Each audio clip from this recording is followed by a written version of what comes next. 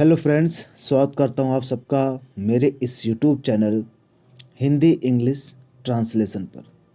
दोस्तों, जैसा कि हम लोग नए नए फीचर्स का यूज़ पढ़ रहे थे इंग्लिश में, आज हम लोग जिस नए फीचर का यूज़ पढ़ने जा रहे हैं उसका नाम है लेस्ट शुड। लेस्ट शुड इसका अर्थ होता है कहीं ऐसा ना हो गया।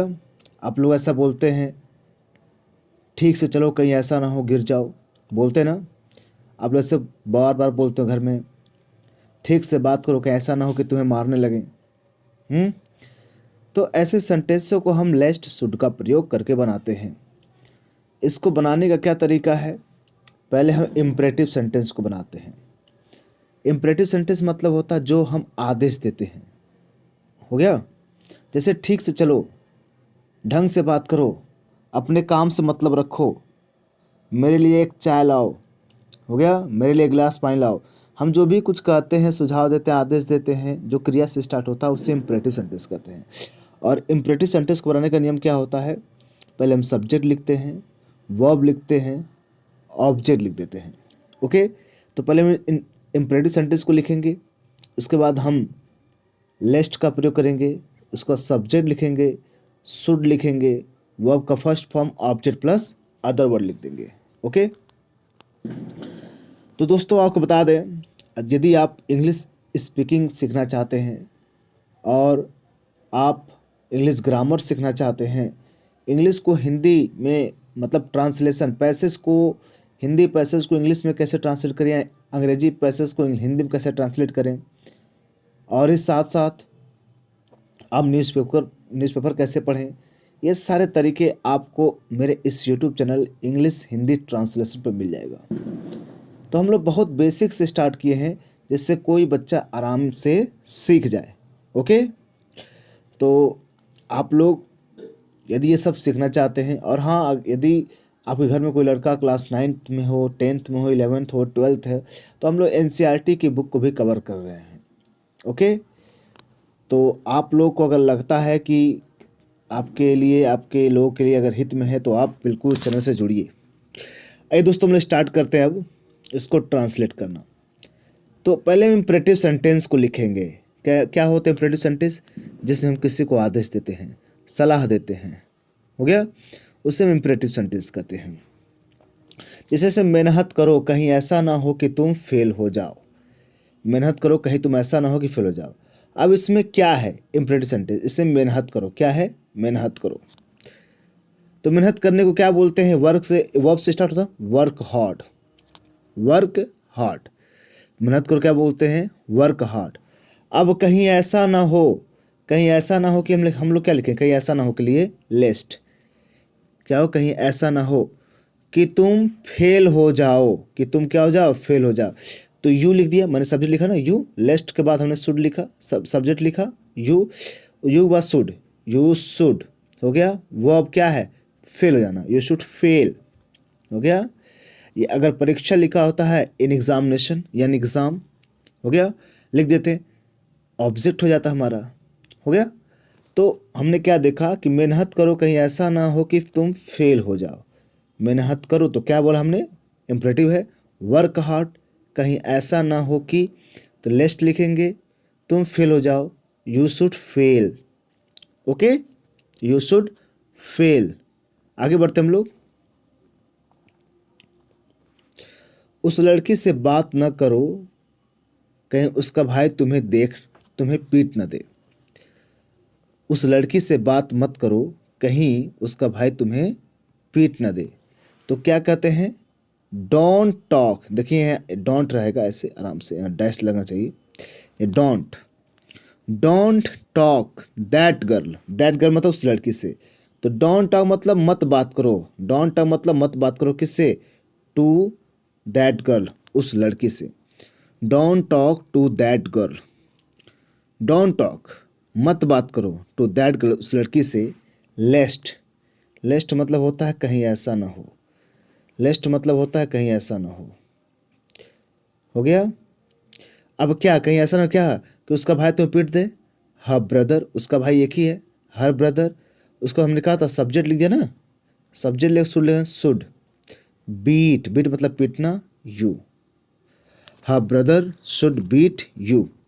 ओके, तो don't talk to that girl lest, कहीं ऐसा ना हो her brother should beat you. Okay, her brother should beat you. आपको मैं एक सेंटेंस दे रहा हूँ, अभी मैं और बनाऊंगा, आप इसे बनाइए। तो ठीक से चलो कहीं ऐसा ना हो कि तुम गिर जाओ। ठीक से चलो कहीं ऐसा ना हो कि तुम गिर जाओ, इसे क्या बोलेंगे? बोलिए। इसे बोलेंगे वॉक केयरफुली। वॉक केयरफुली, सावधानी पूर्वक चलें, ठीक से चलो, वॉक केयरफुली, कहीं तुम गिर ना जाओ। लेस्ट you should fall down, लेस्ट you should fall down, यही लेस्ट है। सब्जेक्ट क्या है? यू शुड फेल डाउन या fall down, you should fell down. हो गया, फॉल नहीं, फॉल नहीं, यू शुड फॉल डाउन। तो walk carefully, you should fall down, लेस्ट you should fall down. आगे बढ़े हम लोग।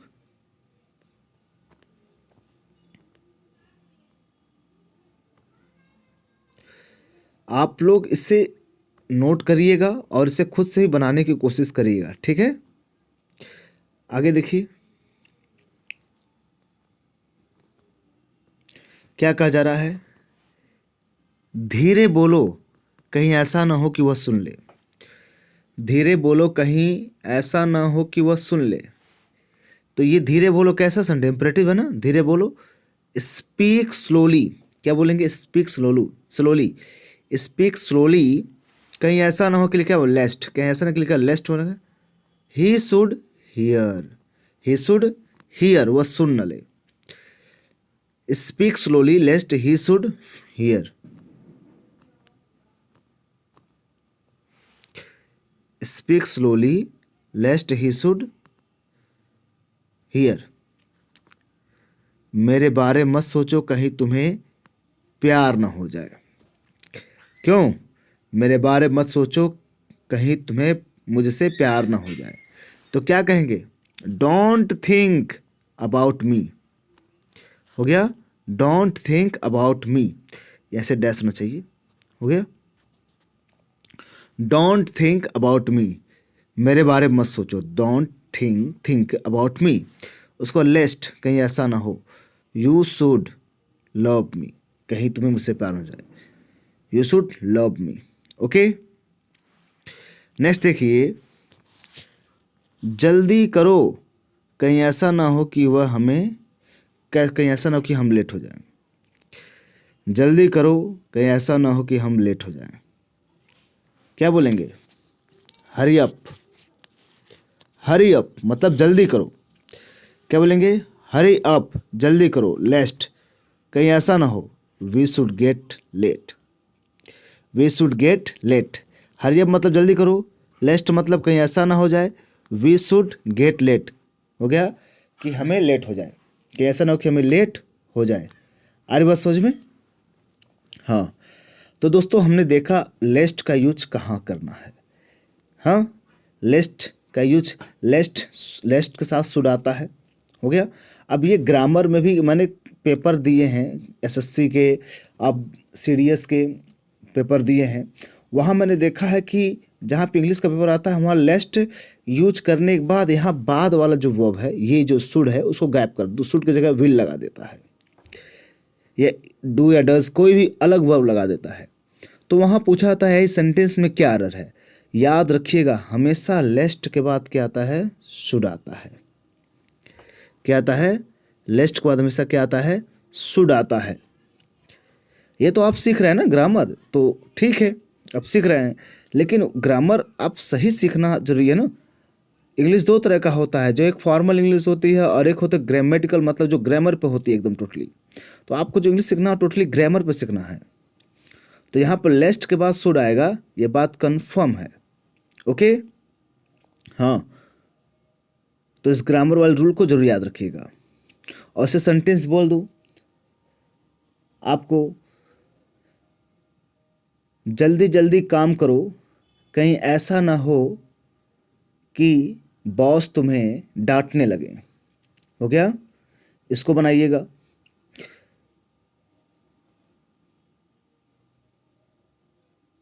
सवेरे जल्दी उठा करो, कहीं ऐसा ना हो पिताजी तुम्हें पीटने लगे।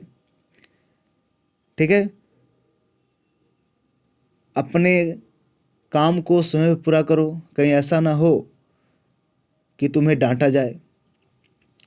तो ऐसे सेंटेंस आप बना सकते हैं। ठीक है, इसको कोशिश करिएगा बनाने की। और दोस्तों आपसे कह दूं कि ऐसे आपको नए नए यूज जो सेंटेंस आप डेली बोलते हैं मैं डेली लाऊंगा आप लोग के लिए। बस आप लोग से निवेदन है कि यदि आपको अच्छा लगे इस वीडियो को जरूर लाइक किया करें, चैनल को जरूर सब्सक्राइब करिएगा, जिनको ज़रूरत है दोस्तों उनके तक जरूर शेयर करिएगा। और आपसे पहले बता चुका हूँ, जो बच्चे इंग्लिश स्पीकिंग सीखना चाहते हैं, ग्रामर सीखना चाहते हैं, बिल्कुल फ्री ऑफ कॉस्ट। और क्लास 9, 10, 11, 12 जिनकी इंग्लिश कमज़ोर है उनकी इंग्लिश भी चालू हो रही है। और इंग्लिश को हिंदी में, हिंदी को इंग्लिश में ट्रांसलेट कैसे किया जाए ये सब इसी चैनल बताएगा। ठीक है, तो मिलते हैं हम लोग नेक्स्ट वीडियो में। Thank you very much.